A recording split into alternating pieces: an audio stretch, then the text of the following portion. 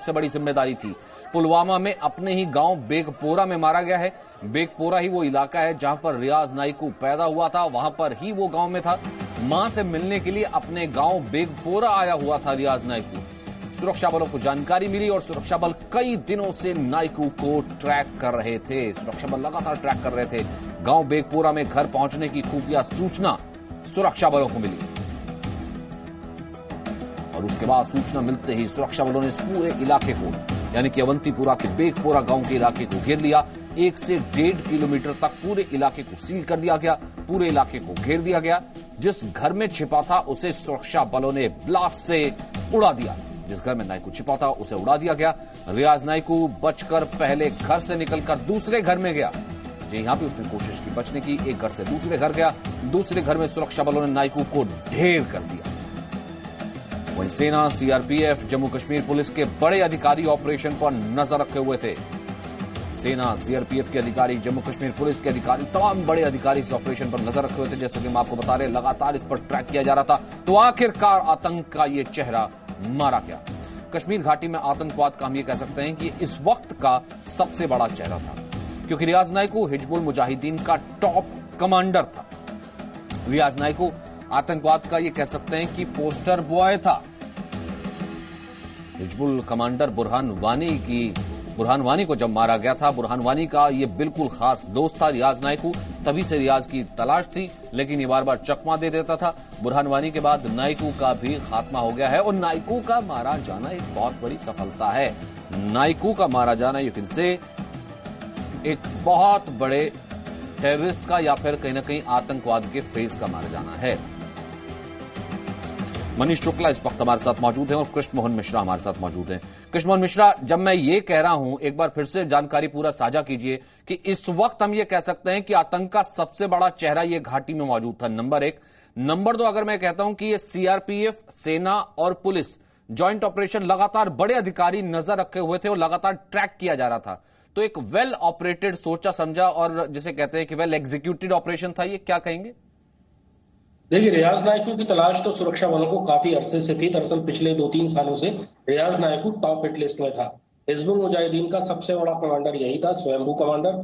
जब से जाकिर मूसा ने हिजबुल मुजाहिदीन से अलग होकर 2017 में अपना एक अलग गिरोह तैयार किया, उसके बाद से रियाज नाइकू ही हिजबुल मुजाहिदीन का लीडर, इसलिए काफी अरसे से वो रडार में था और उसकी तलाश बहुत ज्यादा जोर शोर से हो रही थी। ऑपरेशन जो भी पक्के इनपुट थे, बेगपुरा में अपने घर आने वाला था, अपनी मां से मिलने आने वाला था। सुरक्षा बलों ने घेरा डाला और आपको ये जान के ताज्जुब होगा कि सुरक्षा बलों को इसके भाग निकलने का इस कदर अंदेशा था कि आसपास बगल में रेलवे ट्रैक था, उसके नीचे और जो बगल में बाग थे, उन सबकी जमीनें खोद ली गई कि कहीं कोई टनल ऐसी नहीं है जिसमें ये छुप जाए। बहरहाल रियाज नाइकू का अंत हो गया। रियाज नाइकू का मारा जाना क्यों बहुत ज्यादा महत्वपूर्ण है? सिर्फ एक ये बड़े आतंकवादी का मारा जाना नहीं है, आतंक के पोस्टर बॉय का मारा जाना नहीं है। दरअसल हिजबुल मुजाहिदीन एक ऐसा संगठन है जिसका इस्तेमाल पाकिस्तान विदेशों में भारत की छवि खराब करने के लिए करता है। पाकिस्तान के पास आतंकवादियों की कोई कमी नहीं है। पाकिस्तान में आतंकवादियों को बनाने वाली टेरर फैक्ट्रियां पूरी ताकत से प्रोडक्शन कर रही है। सीमा पर आतंकवादी खड़े हुए हैं जिन घुसपैठ के मौके का इंतजार। लेकिन हिजबुल मुजाहिदीन एक होमग्रोन टेरर आउटफिट है।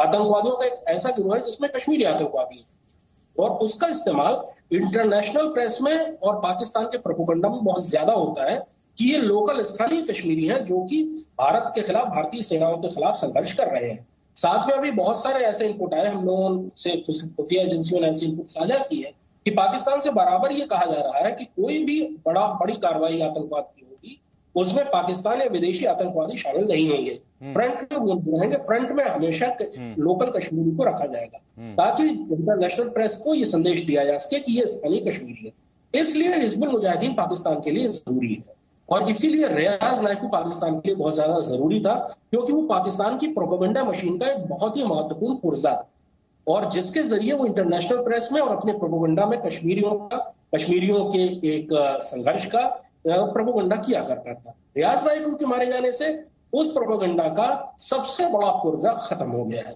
ये सबसे महत्वपूर्ण बात है सच। और मनीष, इसे कैसे समझा जाए जब हम देखते हैं कि एक दिन पहले जो है जब 2 आतंकी मारे जाते हैं, वो भी पाकिस्तान की साजिश थी, और उसमें हमारे 5 सुरक्षा के जो जवान हैं वो शहीद हो जाते हैं, इंक्लूडिंग आशुतोष शर्मा कर्नल, और मेजर सूद भी थे। और उसके बाद कल भी हमने देखा कि इस तरीके से एक नए आतंकी संगठन का सामने आना, टीआरएफ का। तो कैसे देखा जाए इस बदले को और इस बदले की शुरुआत को? जी हाँ, बिल्कुल। देखिए, जब कर्नल आशुतोष और उनके साथियों की जिस तरीके से शहीद होने की खबर आई, एक बहुत बड़ा झटका था, क्योंकि ये सारे जो ऑफिसर्स थे काफ़ी मैच्योर और लंबे टाइम से ये एंटी टेरर ऑपरेशन में इन्वॉल्व थे। और एक सीओ का, एक इतने सीनियर ऑफिसर का शहीद होना, कई बार जो उसके नीचे जो फोर्स है, जो यूनिट है, उसके लिए काफ़ी मोरल उसका डाउन होता है। लेकिन इन सब विपरीत परिस्थितियों के बाद, चाहे हम जेकेपी की बात करें, जेकेपी की एसओजी की बात करें, सीआरपीएफ की बात करें या आर्मी की बात करें, सबने जो है, सबके दिमाग में बात थी कि हमें कश्मीर को टेरर फ्री करना है, और लगातार कहीं भी ऑपरेशन को हैम्पर नहीं होने दिया। जो हम सिक्योरिटी ग्रिड की बात करते हैं, वो सिक्योरिटी ग्रिड लगातार काम करती रही। और यहाँ पर जो एक ऐसी फोर्स के बारे में, सचिन आप भी जानते हैं कि जो एसओजी जम्मू कश्मीर पुलिस की है, उसके बारे में ज्यादा लोग बात नहीं करते, लेकिन रियल हीरो एसओजी है। क्योंकि इसमें भी अगर आप देखें तो एसओजी ने ही सबसे पहले इंट जनरेट किया कि वो अपनी मां से मिलने वाला है, और उसके फोन को इंटरसेप्ट किया गया। बिल्कुल 5 तारीख की शाम को कंफर्म कर लिया गया कि वो रियाज नायकू ही है।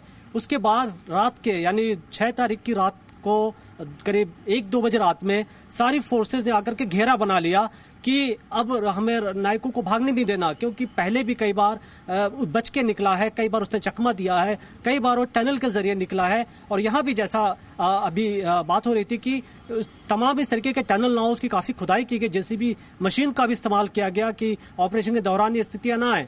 और सिर्फ 4 घंटे की फायरिंग में रियाज नायकू को मार दिया गया। 9 बजे एनकाउंटर शुरू हुआ है और करीब 1 बजे 1:30 बजे के करीब ये कंफर्म कर लिया गया है। यहाँ एक बात और आपको बताऊं सचिन, कि रियाज नायकू कोई बहुत बड़ा इस तरीके का टेररिस्ट नहीं रहा है कि वो सुरक्षा बलों के साथ वो रुक करके फायरिंग करता रहा हो। वो भागने में माहिर रहा है। उसने अपने आप को इस तरीके से प्रोफाइलिंग की पाकिस्तान की मदद से कि सबको ये लगे कि बहुत बड़ा टेररिस्ट है। आतंक का poster boy, Hizbul, local sentiment साथ होता है। हम देखा है कि बुरहान वानी जब मारा गया था तो किस तरीके की बातें, देखिए आम हेडमास्टर का बेटा और तमाम चीजें शुरू हुई थी, और वही प्रोपेगेंडा कोशिश करता है पाकिस्तान इसको क्रिएट करने की, सिंपैथी लेने की। 4 आतंकियों का मारा जाना 24 घंटे के भीतर, ये कितना बड़ा बदला है, कितनी बड़ी जो है हम ये कह सकते हैं कि कार्रवाई की शुरुआत है? जी हाँ, देखिए ये बहुत बड़ी बात है, क्योंकि आप ये देख रहे हैं कि लगातार जो टेररिस्ट थे वो घूम रहे थे नॉर्थ कश्मीर के कई एरिया में, सिक्योरिटी फोर्सेस पर फायरिंग कर रहे थे।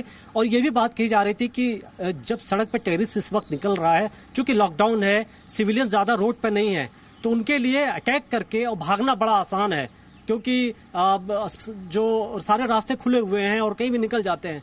तो इसी वजह से लगातार फोर्सेस से कहा जा रहा था कि वो अपने आप को कंसंट्रेट रखें, विचलित ना हो। ये लड़ाई का हिस्सा है, कई बार दुश्मन भी आपका नुकसान कर सकता है, लेकिन हमें जो है पाकिस्तान की इस मंशा को समझना है, क्योंकि पाकिस्तान जब से 3G 4G कश्मीर में शुरू हुआ है इंटरनेट, तब से वो कम्युनिकेशन फिर से उन्होंने स्टेब्लिश कर लिया है। ये एक बड़ी चिंता की बात है। आप भी थे उस वक्त कश्मीर में जब 370 हटाया गया था, उसके बाद कैसे इंटरनेट को बंद किया गया था और आतंकी बौखलाए थे, क्योंकि उनको कोई कम्युनिकेशन मिल नहीं रहा था। वो कम्युनिकेशन एक बार फिर से बहाल हो गया है।